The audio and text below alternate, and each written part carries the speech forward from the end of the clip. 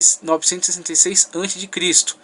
E aí, com essa data aqui, que está vinculada, né, que está contextualizada com fatos históricos externos, por exemplo, com relação aos romanos, com relação aos gregos da época, né, com relação aos fatos que estavam acontecendo na linha cronológica mundial, aproveitamos então esta informação excelente aqui fornecida pelo autor bíblico. Ou seja, o Templo de Salomão começou a ser construído 480 anos depois do Êxodo. Traçando a linha do tempo, chegamos a 1375, as últimas evidências de atividade em Jericó, quando então a arqueologia fornece dados suficientes para dizer que em 1375, a partir de então, não foi encontrado mais evidências arqueológicas de trabalho humano com relação, por exemplo, a cemitérios, a construções. Não foram encontradas outras evidências de trabalho humano em Jericó. Por quê? Jericó foi destruída naquele evento onde as muralhas foram derrubadas e foi realizado novo trabalho nessa cidade depois de um bom tempo, né, passado um bom tempo. Então, dessa data de 1375 até um bom tempo depois, não foi encontrada atividade em Jericó. Isso é comprovação arqueológica. Com isso também estabelecemos a data de 1405 para a invasão de Canaã por Israel. Também um evento que pode ser investigado por evidências arqueológicas. Evidências arqueológicas que mostram que houve transformações sérias na sociedade de Jericó na época de 1405. Êxodo israelita pode ser firmado então em 1445 a.C. Veja, a partir desta informação, que pode ser contextualizada com fatos históricos externos, podemos estabelecer a data de 1445 para o êxodo israelita e a data de 1660 para a descida de Jacó ao Egito. Entre a data de 1660 e a data de 1445, que é a data do êxodo, temos aí, contextualizando com fatos históricos, sempre reafirmando isso, a permanência, né, primeiramente a invasão, depois a permanência dos povos Ixos no Egito, que dominaram aí a parte do norte do Egito, a parte norte do Egito, a parte do delta, né, aquela parte onde os judeus ficaram escravizados, né, na terra de Gósen, que estava próximo àquela região. E na época, aqui nesse contexto histórico, temos a presença dos Ixos nesse território, no Egito. O que vem a corroborar com os fatos bíblicos que falam acerca de José, filho de Jacó, né, José, que desce ao Egito como escravo, mas que chega, por intervenção divina, a ocupar o cargo de vizir. E esses fatos narrados pela Bíblia podem ser facilmente contextualizados historicamente com a presença de um povo estrangeiro naquela terra. A presença de um povo, inclusive, de origens semitas também, como os israelitas. E aí, no decorrer da história, conforme Gênesis nos descreve, o próximo governante que sobe não tem conhecimento de José, não tem conhecimento desse importante personagem que esteve presente no Egito e que tanto fez por aquela terra, que governou aquela terra com grande evidência, com grande honra, né? Grande poder. Como que o governante que sobe logo em seguir não toma conhecimento dele? Porque era um governante que estava retomando a sua posse sobre a região que tinha sido invadida pelos povos Ixos, que estão no contexto da história geral nesta época. Vemos os fatos bíblicos apontados contextualizando-se com os fatos históricos descobertos pela arqueologia. E aí vemos aí como a Bíblia narra a história com fidedignidade, né? Narra a história com compromisso. A história pode ser vinculada aos fatos descritos na Bíblia. A partir desses referenciais, podemos estabelecer, por exemplo, a data de 1875 a.C.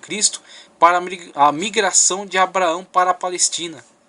migração de Abraão para a Palestina, e a data de 1950 para uma possível data para o nascimento de Abraão. Claro, tudo isso aqui hipotético, mas o mais aproximado possível a partir de fatos que venham nos referenciar, venham nos trazer referências externas com relação à história, e vem mostrar que a Bíblia, nas narrativas que nos fornece com relação a personagens, épocas e a história, pode ser contextualizada com informações externas, informações fornecidas por outras ciências, né, por ciências auxiliares, que mostram então como a Bíblia segue, como a Bíblia se comporta em relação às suas narrativas, né, como ela mostra a verdade daquilo que tem falado ao longo de tanto tempo, ao longo de milênios, né.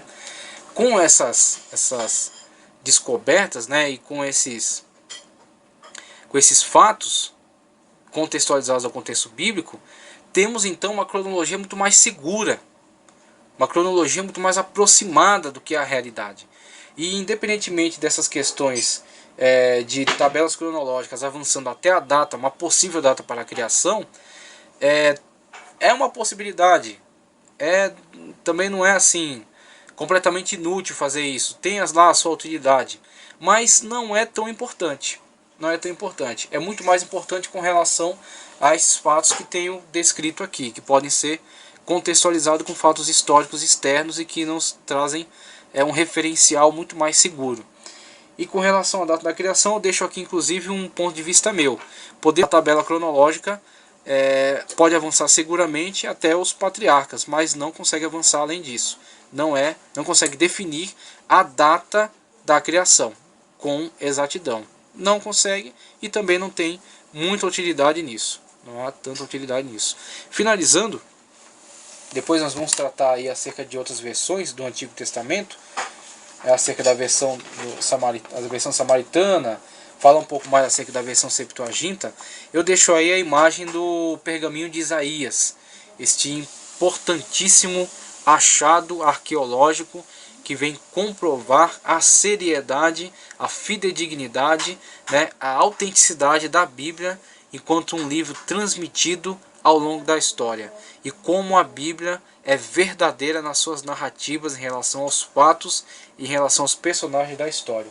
E não somente isso, aquilo que é mais importante, como a Bíblia nos transmite o Espírito de Deus, nos transmite as verdades celestiais, né? Então, leia a Bíblia, tenha mais respeito por ela, tenha mais consideração, busque mais, conheça mais acerca dela.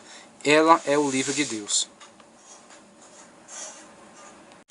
Pessoal, concluindo então nossa discussão acerca das hipóteses cronológicas, a gente passa agora, como já havíamos anunciado no início do vídeo, a discutir um problema que tem sido levantado por algumas linhas de interpretação com relação a um texto, a uma fala do apóstolo Paulo na carta aos Gálatas, capítulo 3, versículo 17, e é na verdade um problema interpretativo advindo da tradução, né, de traduções feitas que deixam alguma ambiguidade, alguma lacuna na noção exata de cronologia. Então, como já reafirmamos e aqui novamente tornamos a falar, não existe uma cronologia exata.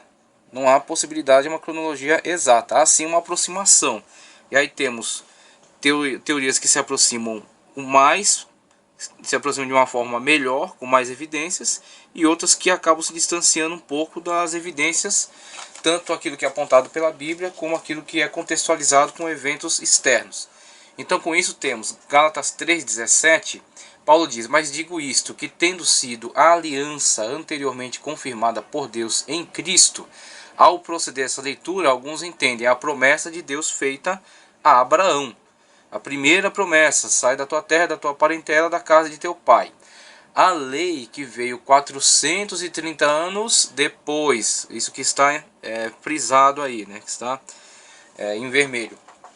Algumas leituras que são feitas nesse texto levam ao entendimento de que os 430 anos de exílio, os 430 anos que antecedem o êxodo, a saída do povo de Israel do Egito, têm que ser contados não de permanência no Egito, mas sim a partir da primeira promessa feita por Deus a Abraão, que vai resultar futuramente na libertação do povo do cativeiro e a sua saída, né, para Canaã, com a libertação do cativeiro